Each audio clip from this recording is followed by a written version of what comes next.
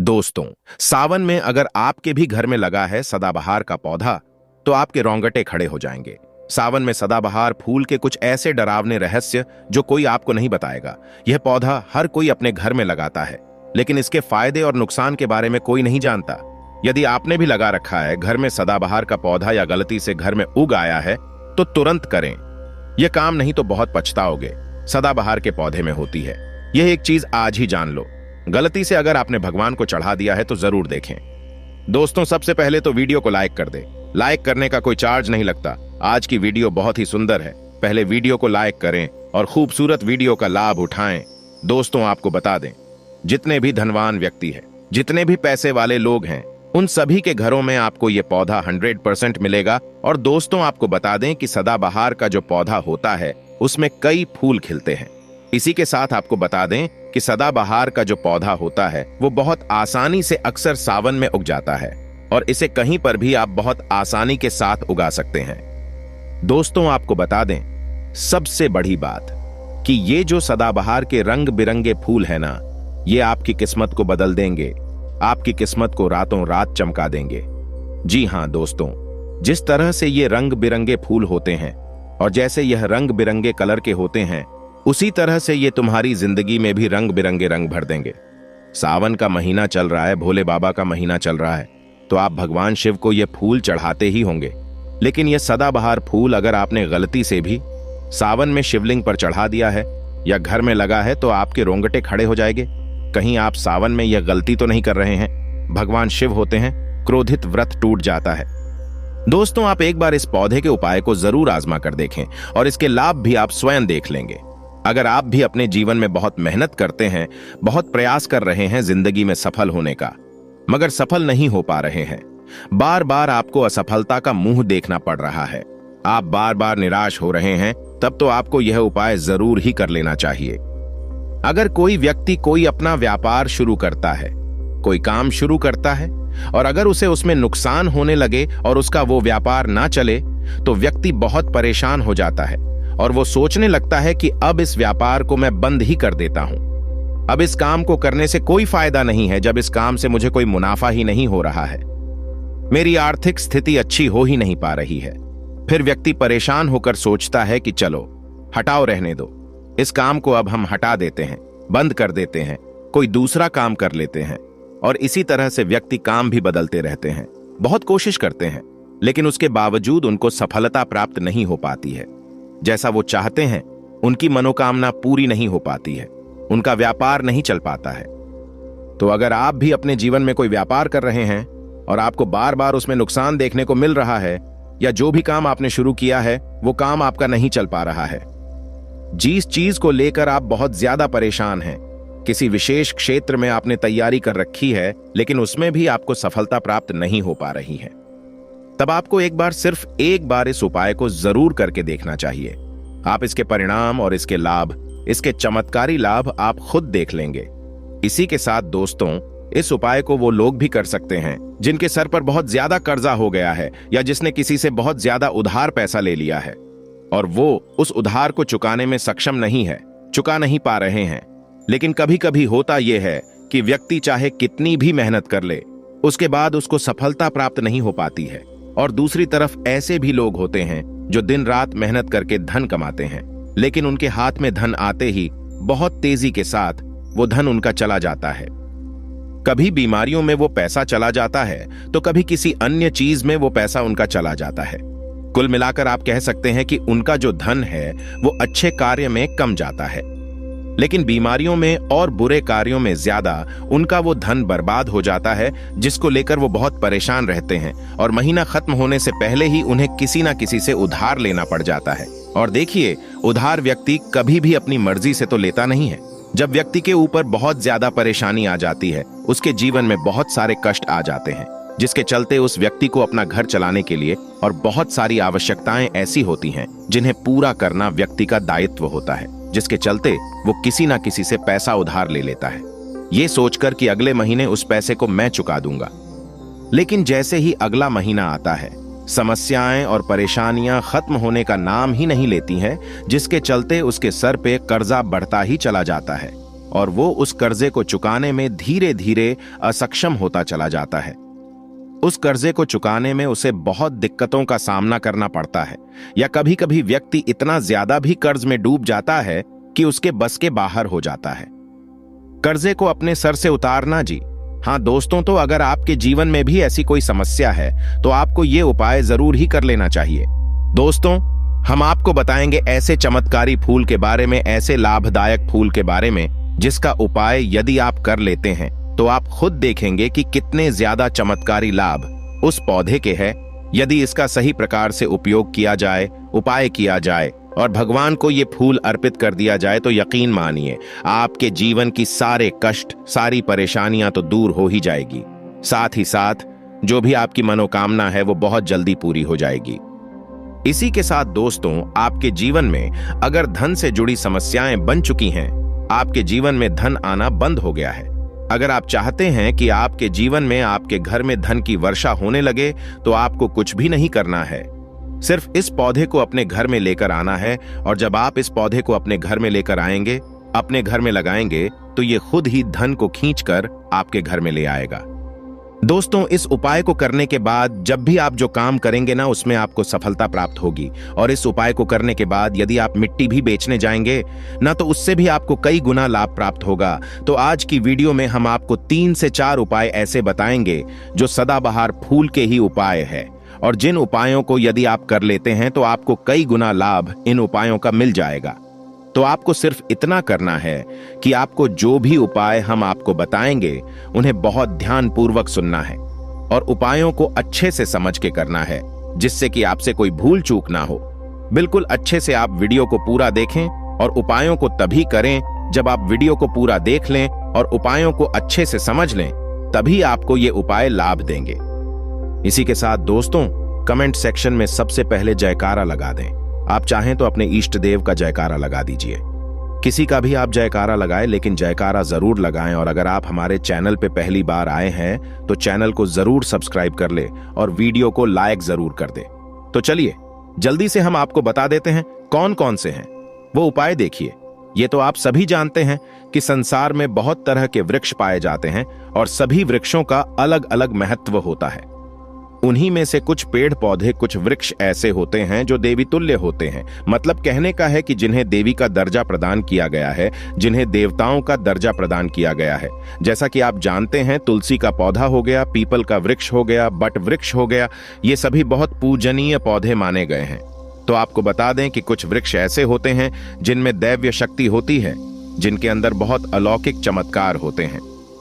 अगर बात कर ले पीपल के पेड़ की, तो उसमें साक्षात श्री हरि विष्णु का वास माना गया है, और समस्त देवी देवताओं का वास भी पीपल के पेड़ के अंदर माना जाता है। और अगर हम बात करें समी के पेड़ की, तो समी का जो पेड़ होता है उसे शनिदेव की तरह ही देखा जाता है। कहा जाता है कि शनिदेव का उसमें वास होता है। और अगर बात करें आंकड़े के पेड़ की, तो यानी कि हम जब आंकड़े का पेड़ देखते हैं, उसे निहारते तो ऐसा लगता है कि गजानन को हम निहार रहे हैं। बेल का पेड़ हो गया, जो कि बहुत ही पूजनीय है, ये आप भी जानते हैं। तो आपको बता दें कि हर पेड़ की अपनी अपनी दिव्य शक्तियां होती हैं, अपने अपने लाभ और अपने अपने चमत्कार होते हैं। अब मान लीजिए किसी भी पेड़ की जिनमें दैवीय शक्ति होती है, उनमें से किसी भी पेड़ की यदि हम सही प्रकार से पूजा कर लेते हैं, अच्छे से उपायों को कर लेते हैं, तो यकीन मानिए आप अपने जीवन की समस्त समस्याओं से छुटकारा पा सकते हैं, और आप अपने जीवन में जो चाहे वो पा सकते हैं। बड़ी से बड़ी मनोकामना भी आप अपनी पूरी कर सकते हैं। और अगर हम बात करें सदाबहार के फूल की, तो सदाबहार एक ऐसा फूल है जो सदा खिलता रहता है, हमेशा ये खिला रहता है। इसी कारण इसे सदाबहार का फूल भी कहा जाता है। और इसीलिए दोस्तों, ये जो सदाबहार का फूल है, ये सदा के लिए आपके भाग्य को चमका सकता है, आपकी किस्मत को बदल सकता है। तो इस फूल के बहुत सारे लाभ, बहुत सारे चमत्कार है। हम आपको बहुत ही सरल शब्दों में बताने का और समझाने का पूरा प्रयास करेंगे, जिससे कि आपको किसी समस्या का सामना ना हो, आप उपायों को बहुत अच्छे से समझ के अच्छे से कर सकें। आप चाहें तो इनको लिख भी सकते हैं, और आप चाहें तो हमारी वीडियो को दोबारा भी देख सकते हैं, आपको उपाय अच्छे से समझ आ जाएंगे। तो देखिए, अगर बात करें सदाबहार के फूल की, उस पौधे की, तो सदाबहार के 2 रंग के फूल होते हैं। एक फूल होता है सफेद रंग का, और वहीं दूसरा जो फूल होता है वो होता है गुलाबी रंग का। आपने देखा भी होगा। हल्का गुलाबी रंग का वो फूल होता है। तो आपकी जानकारी के लिए बता दें कि सफेद रंग का जो सदाबहार का फूल होता है वो माता लक्ष्मी को प्रसन्न करने के लिए बहुत ही कारगर फूल है। बहुत ही ज्यादा माता लक्ष्मी को वो फूल पसंद है और गुलाबी रंग का जो सदाबहार का फूल होता है वो भी माता लक्ष्मी को अति प्रिय होता है, क्योंकि गुलाबी रंग तो माता रानी का सबसे ज्यादा प्रिय रंग है।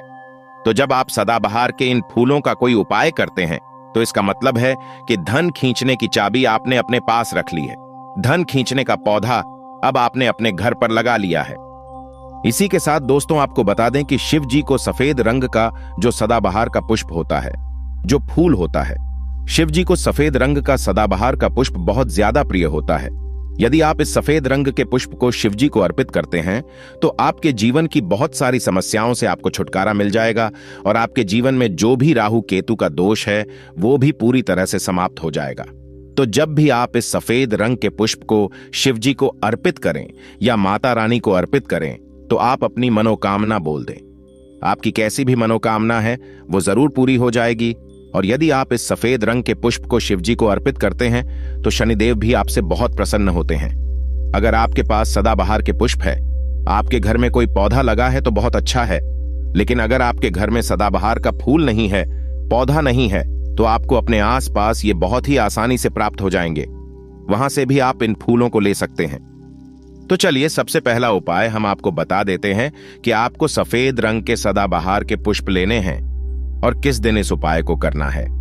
आपको यह उपाय करना है शुक्रवार के दिन। तो दोस्तों आपको सफेद रंग के पुष्प तोड़कर लाना है और उनसे ही आपको उपाय करना है। तो उपाय आप कैसे करेंगे इस चीज को भी आप अच्छे से समझ लीजिए। तो देखिए, आपको सूर्यास्त होने से पहले पहले फूलों को तोड़कर लाना है। तो आपको कितने फूल तोड़कर लाने हैं? या तो आपको 27 फूल तोड़कर लाने हैं और या फिर आपको 21 फूल तोड़कर लानी है।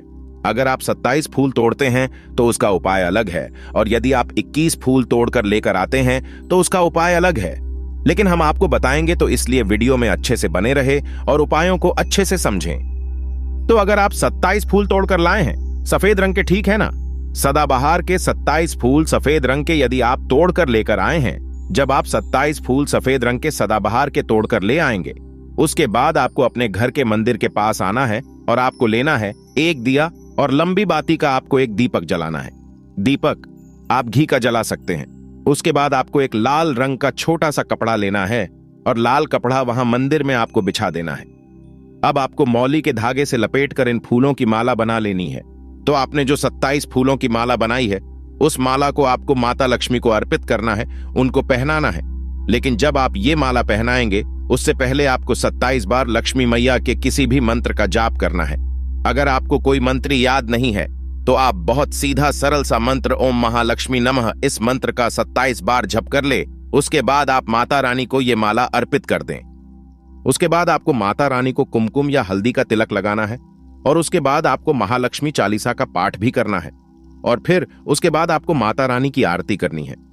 इस बात का ध्यान रहे कि जब आप चालीसा कर लेंगे उसके बाद आपने जो लाल कपड़ा लिया है उस पर आपको हल्दी से एक स्वास्तिक बनाना है और उस लाल कपड़े पर आपको जो स्वास्तिक आपने बनाया है उस स्वास्तिक के ऊपर, यदि आपने 21 फूलों की माला माता रानी को अर्पित करी है तो 21 चावल के दाने आपको उस स्वास्तिक पे रखने हैं। और अगर 27 फूलों की माला आपने माता रानी को अर्पित की है तो 27 ही चावल के दाने आपको उस स्वास्तिक पर रखने हैं। लेकिन ध्यान रहे कि चावल बिल्कुल भी टूटा फूटा खंडित नहीं होना चाहिए और जब आप चावल स्वास्तिक पर डालेंगे तब भी आपको ओम महालक्ष्मी नमः का जप भी करना है। इसके साथ ही साथ अब जो माला आपने माता रानी को अर्पित की थी वही माला आपको इस स्वास्तिक के ऊपर रख देनी है। अब इसके बाद आपको माता रानी के मंदिर से सिंदूर लेकर आना है और आप चाहे तो घर का सिंदूर भी रख सकते हैं।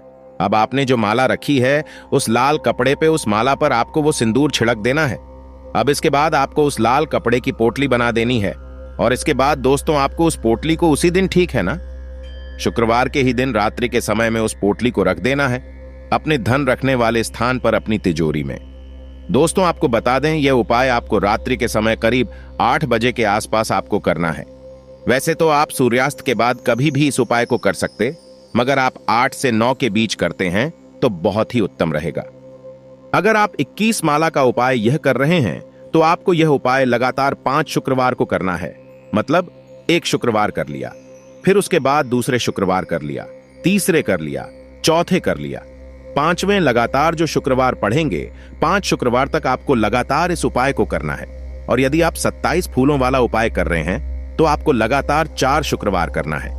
तो देखिए, उपाय चाहे आप 4 शुक्रवार कर रहे हैं या 5 शुक्रवार कर रहे हैं, आप इस बात का ध्यान रखें कि आपको अलग अलग पोटली नहीं बनानी है।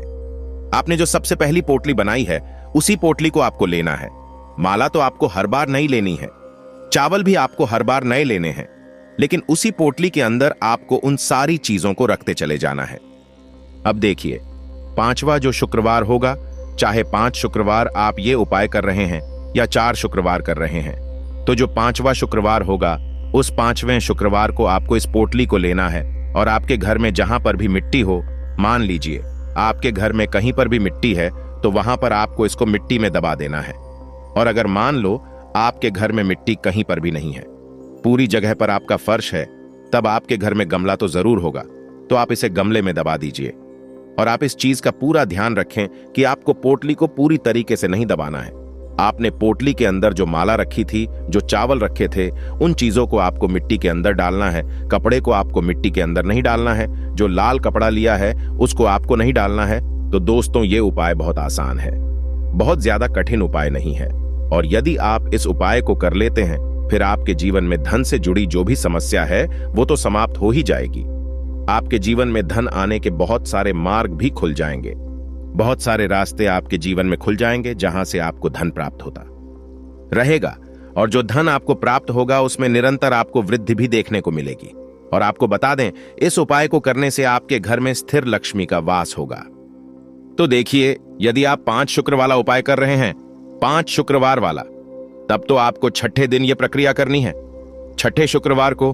और यदि आप 4 शुक्रवार वाला उपाय कर रहे हैं तो आपको 5वें शुक्रवार वाले दिन इस प्रक्रिया को करना है। ठीक है ना? इस बात को आप पूरी तरह से समझ लीजिए। तो दोस्तों, ये तो था पहला उपाय जो हमने आपको बताया। बहुत सरल शब्दों में हमने बताने का पूरा प्रयास किया है। अगर आपको फिर भी समझ में नहीं आया है तो आप कुछ भी हमसे कमेंट सेक्शन में पूछ सकते हैं। तो अगर आपने अभी तक हमारी वीडियो को लाइक नहीं किया है तो गाइस प्लीज वीडियो को लाइक कर दीजिए और कमेंट सेक्शन में जयकारा जरूर लगा दीजिए। तो चलिए अब बात कर लेते हैं दूसरे उपाय की। अगर मान लीजिए आपकी कोई विशेष मनोकामना है और आपकी कोई मनोकामना आप चाहते हैं कि पूरी हो जाए और बहुत लंबे समय से, बहुत ज्यादा वक्त से आपकी वो समस्या बनी हुई है, आपकी कोई मनोकामना है जो पूरी नहीं हो पा रही है, तो आपको यह सरल सा उपाय जरूर कर लेना चाहिए। चाहे आपकी कैसी भी मनोकामना हो, जैसे मान लीजिए आपके जीवन में संतान सुख आपको प्राप्त नहीं हो पाया है और आप चाहते हैं कि आपको संतान की प्राप्ति हो जाए, या फिर आप एक अच्छे जीवन साथी की कामना करते हैं, आपके विवाह से जुड़ी कोई समस्या है, धन से जुड़ी कोई समस्या है, कहने का मतलब है कि हर प्रकार की समस्या का उपाय है ये एक छोटा सा उपाय। तो दोस्तों, ये उपाय बहुत ही ज्यादा खास उपाय है। क्यों? क्योंकि ये आपकी हर प्रकार की समस्या को समाप्त करता है और आपकी जो भी मनोकामना है उसे पूरी करता है। इसलिए ये उपाय बहुत ही ज्यादा खास हो जाता है, इसका महत्व बहुत ज्यादा बेआँच जाता है। तो इस उपाय को करने के लिए आपको लेने हैं सदाबहार के 9 गुलाबी रंग के फूल। ठीक है ना? हम आपको फिर से बता देते हैं कि सदाबहार के गुलाबी वाले फूल आपको 9 लेने हैं और इसी के साथ आपको तांबे के पात्र में, तांबे के लोटे में जल लेना है और यह उपाय करना है। आपको सोमवार के दिन तो यह उपाय आपको सुबह के समय करना है। सुबह जल्दी उठकर स्नान आदि करने के बाद आपको स्वच्छ वस्त्र धारण करने हैं और तांबे के लोटे में आप पूरा जल भर लीजिए और उस तांबे के लोटे में आप उन फूलों को डाल दीजिए जो 9 फूल आपने लिए हैं, गुलाबी रंग के सदाबहार वाले फूल। और उसके बाद आपको शिवजी के मंदिर में जाकर, शिवालय में जाकर ओम नमः शिवाय इस मंत्र का जाप करना है पूरे 108 बार। और आपको बता दें, आप श्री शिवाय नमस्तुभ्यम इस मंत्र का जप भी कर सकते हैं। तो आपने जो जल लिया है और जो फूल उसके अंदर डाले हैं, वो दोनों आपको शिवलिंग पर अर्पित कर देने हैं, चढ़ा देने हैं। और ऐसा करते समय जब आपकी जो भी मनोकामना है उसको आप बोल दीजिए। यह उपाय यदि आप कर लेते हैं तो आपकी कितनी भी बड़ी मनोकामना हो, चाहे कैसी भी समस्या हो, वो समाप्त हो जाएगी और आपकी मनोकामना पूरी हो जाएगी। चाहे जैसी भी आपकी मनोकामना हो, संतान से जुड़ी हो, व्यापार से जुड़ी हो, धन से जुड़ी हो, स्वास्थ्य से जुड़ी हो, कैसी भी आपकी मनोकामना हो। दोस्तों, आपको बता दें, यह उपाय जो व्यक्ति करता है उसके जीवन में चाहे जैसा भी दोष हो, कोई भी वास्तु दोष हो, कोई भी कुंडली दोष हो, वो पूरी तरह से समाप्त हो जाता है। और दोस्तों आपको बता दें, यह उपाय करना है आपको 5 सोमवार लगातार, ठीक है ना। जब आप पहले सोमवार करेंगे, उसके बाद दूसरे सोमवार, तीसरे सोमवार, चौथे सोमवार, 5वें सोमवार, 5 सोमवार आपको लगातार करना है। बीच में गैपिंग नहीं करना है आपको, ठीक है ना, गैप नहीं देना है। दोस्तों बात करते हैं कि यदि आपने यह उपाय सोमवार के दिन सुबह के समय किया है और 9 से 10 के बीच किया है, तो आपको हर सोमवार को वैसे ही करना है जैसे आपने पहले सोमवार को किया है। इस चीज को आप विशेष करके ध्यान रखें। तो दोस्तों यदि आप इस उपाय को कर लेते हैं तो आप अपनी कैसी भी मनोकामना पूरी कर सकते हैं। इन छोटे सरल से उपायों को करके आपको अपने मन में पूरी सच्ची श्रद्धा और पूरा विश्वास होना चाहिए, तब ये उपाय असर करते हैं। दोस्तों आज की वीडियो में बस इतना ही। मिलते हैं आपसे एक नई वीडियो के साथ। अगर आपने अभी तक जयकारा नहीं लगाया है तो कमेंट सेक्शन में जयकारा जरूर लगा दीजिए। जयकारा लगाने से आपकी जो भी मनोकामना है वो बहुत जल्दी पूरी होती है। और साथ ही वीडियो को लाइक जरूर कर दीजिए। हमारे चैनल पर पहली बार आए हैं तो सब्सक्राइब करना ना भूलें। मिलते हैं एक नई वीडियो के साथ। हर हर महादेव, जय शिव शंभू।